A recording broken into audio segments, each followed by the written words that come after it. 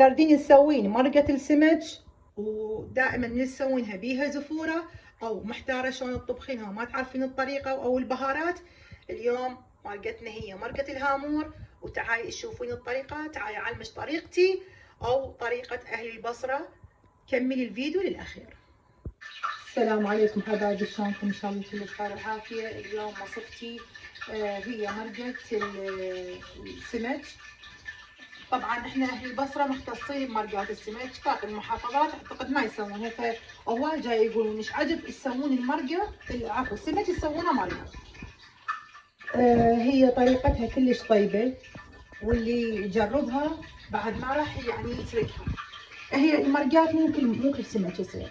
هسه انا عندي مرقه تصير العفو، عندي الهامور والبني، واكو يعني اختصاص يصيرن بيهن. الشانك اذا كان حجم كبير هذني ناجحات بالمرق، واكو سمك لا ما يصير يعني المرق بيهن. فاي سمكه كبيره تصير هي صالحه للمرق. هاي وصفتي اليوم. انا عندي هاموره كبيره وقطعتها. طبعا الهامور والبني اعتقد هم القطان احنا القطان مو مشهورين به، بغداد وبقيه المحافظات متوفر به. احنا يعني معروف به عندنا هو سمك البحر. فاكثر شيء احنا يعني نستخدمه هو الهامور، الشماهي، هذني اللي متوفرن اللي قريبات علينا. يعني هو من الفاول اللي نجيبه قسم يجيبونه من ابو الخصيب، هاي منطقات معروفات هن بصيد السمك. فهذا الهامور هذا بحري يعني مو نهري. فاكثر شيء اهل البصره هي مشهوره بهذا السمك. حبايبي اليوم راح اسوي لكم هي هاي المرقه، وقبلها سويت لكم انا المكبوس هم بالهامور. اليوم راح اسوي لكم الهامور. عندي هذا قلت لكم السمكه مقطعتها، وعندي 4 رؤوس بصل مقطعتها الى ناعم. انا مسويتها بمحضره الطعام. البصل كل ما صار ناعم كل ما صار اطيب، على مود لا يطفح عندك البصل من تطبخين المرقه. احتاج الى معجون. هنا أنا عندي طماطم انا مسويتها عصير خالطتها بالخلاط، وعندي هنا لومي البصره والثوم.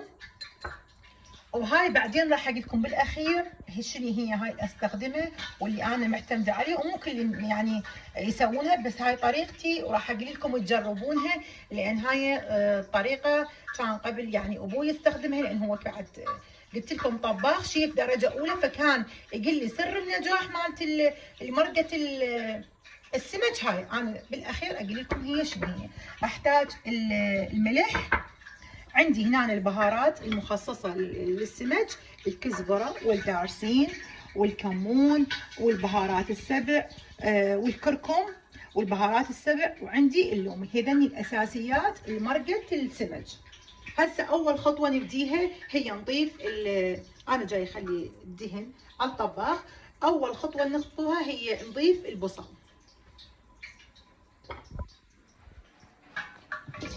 هنا خلي البصل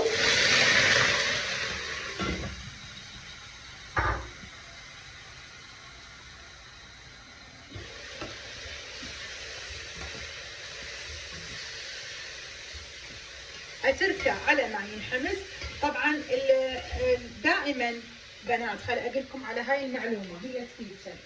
اذا سويتي عندك مرقه وعندك بصل يصير مثل حجم كبار هسه تصير حجم كبير وتصعد مثل البصل. يا الله مطر خير، اليوم عندنا مطر وان شاء الله خير علينا وعلى امه محمد. فهاي البصلايه اذا شفتيها طلعت عندك بالمرق، او عندك كشور اللي طلعت عندك الطماطه والمرقه وتقولين خربت الطعام لو خرب الشكل، شو تسوين؟ تشيلين مثل انت مسويه مثل مرقه دجاج او مرقه لحم، او عندك مرقه سمك، او مسويه مثلا نريد نقول باميه.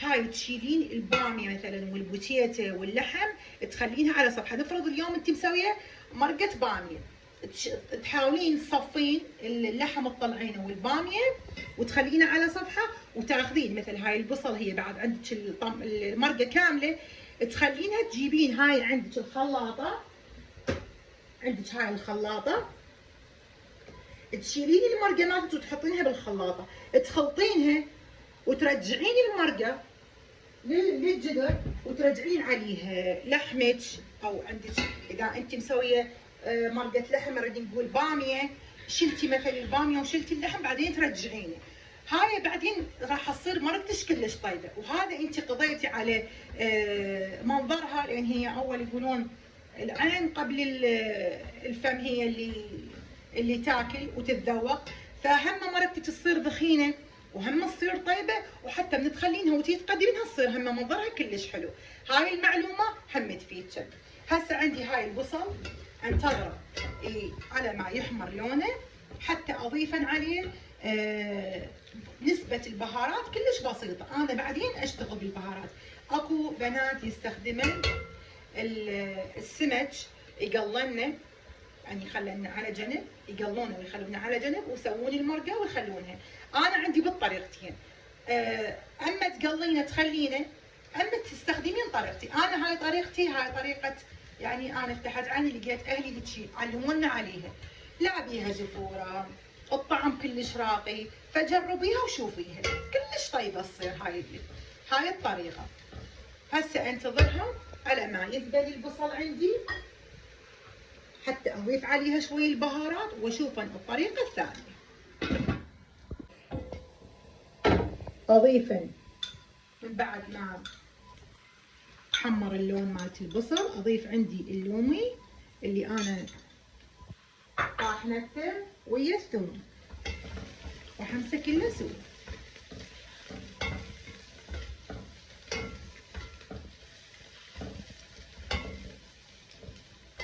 هسه اضيف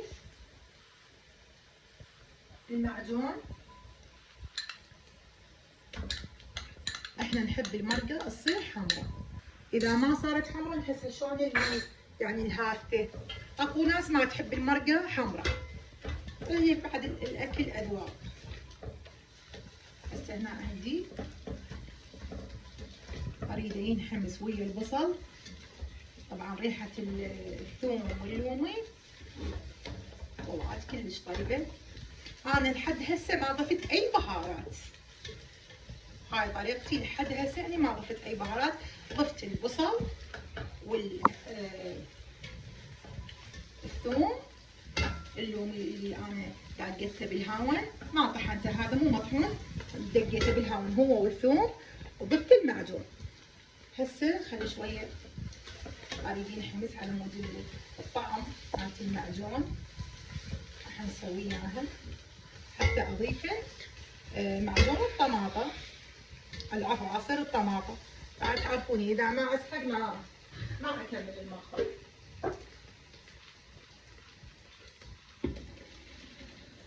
عصير الطماطه ضفته، هنا يحتاج وقت عندي، الوقت ب10 دقائق.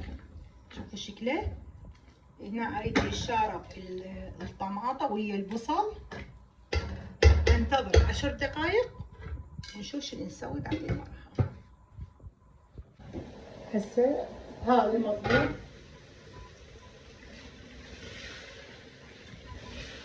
نحمس كل المكونات. هسه ابدي اضيف عليه السمك. اكو ناس مثل ما قلت لكم يسوونه يقلونه ويضيفونه، وهاي طريقتي لا. اللي يقول يصير بيه زفره، مستحيل يصير بيه زفره.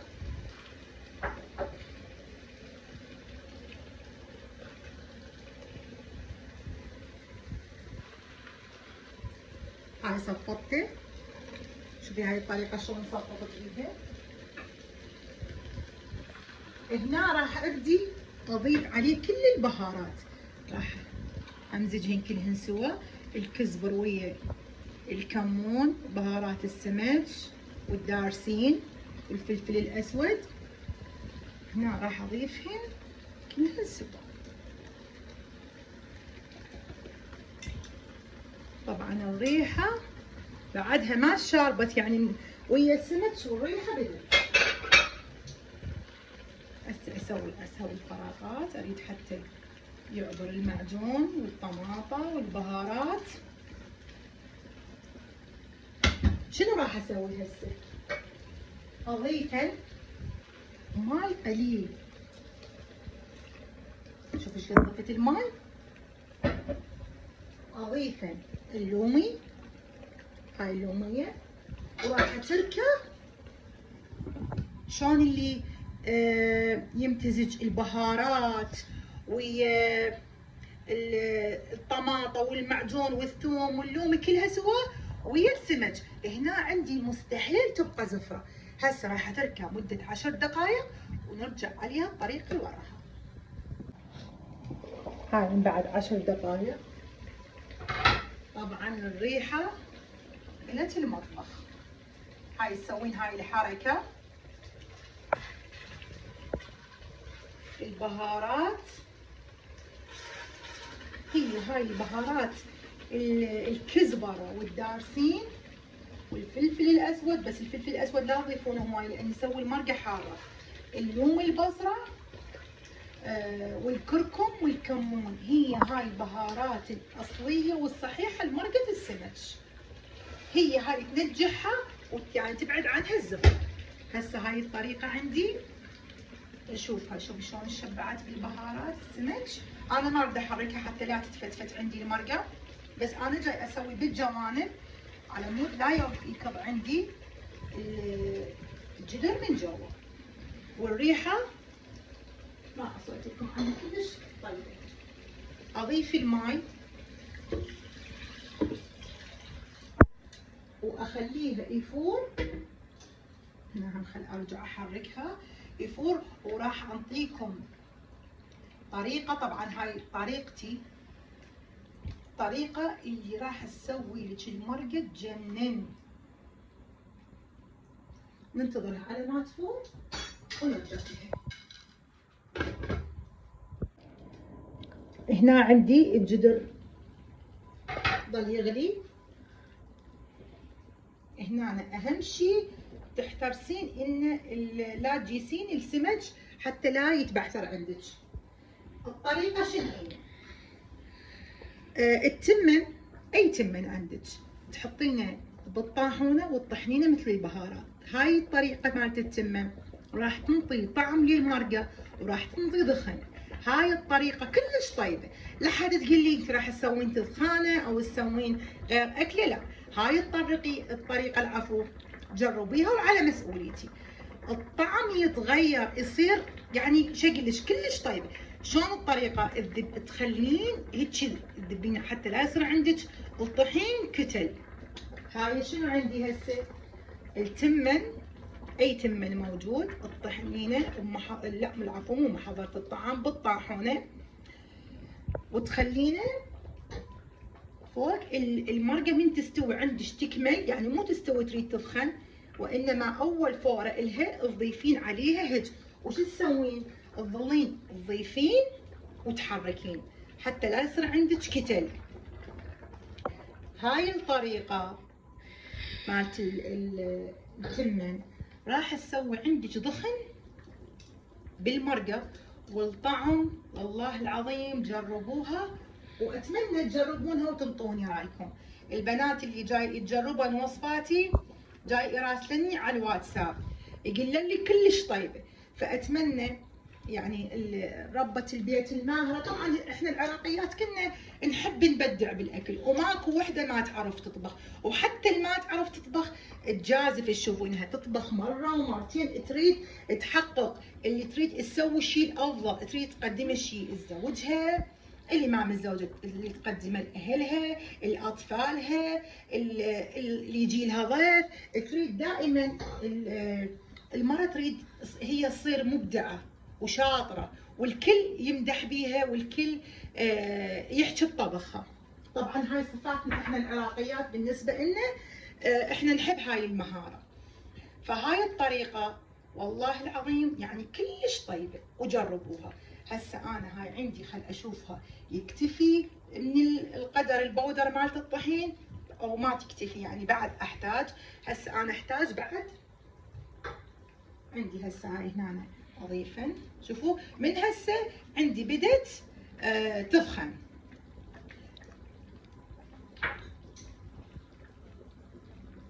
من من هاي يعني اخلي اضيف عليها التمن المطحون. بدا عندي المرقه جاي تسخن.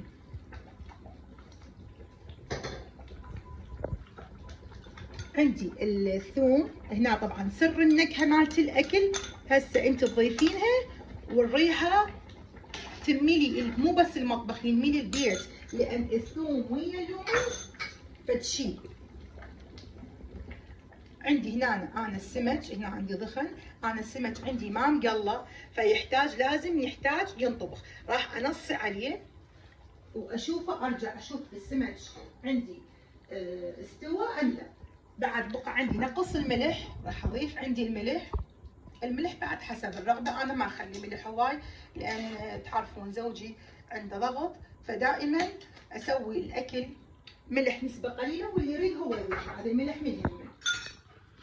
هنا نصيت على الجدر، وطبعا عندي انا المرقه هسه ما ادري يظهر ما ادري لا، عندي شوفي شلون ضخنت، بس شنو اريدها؟ اريدها شويه يستوي عندي السمك، ولو هسه انا اقدر هم يعني اشوفه مستوي ام لا. اريده بعد يستوي، اريد 5 دقائق واطفي الجدريه وتكمل عندي المرقه. 5 دقائق وارجع لكم. كملت 5 دقائق وطفيتها، وهنا أنا قد حطيتها بالطاسه، وشوفوا السمك شلون مستوي والضخن مالتها. طبعا هاي التمن اللي المطحون راوتكم اياه، السر مالت هاي الضخن مالتها. والريحه والله العظيم يعني اللي تسويها وتسوي نفس الطريقه راح تقول صحيح هاي الريحه كلش طيبه. اليوم مرقتنا هي مرقه السمك الهامور، وهي مرقه السمك.